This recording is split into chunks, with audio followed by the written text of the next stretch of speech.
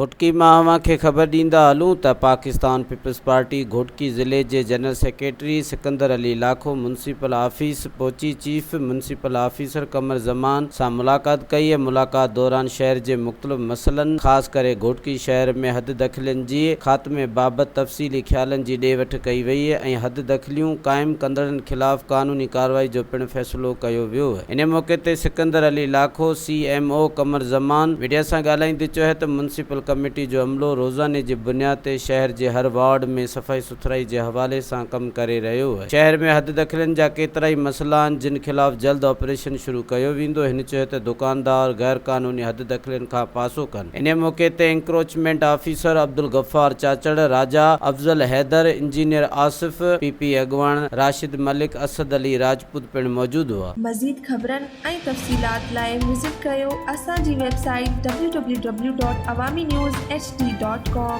ऐं ॾिसंदा रहो अवामी न्यूज़ HD।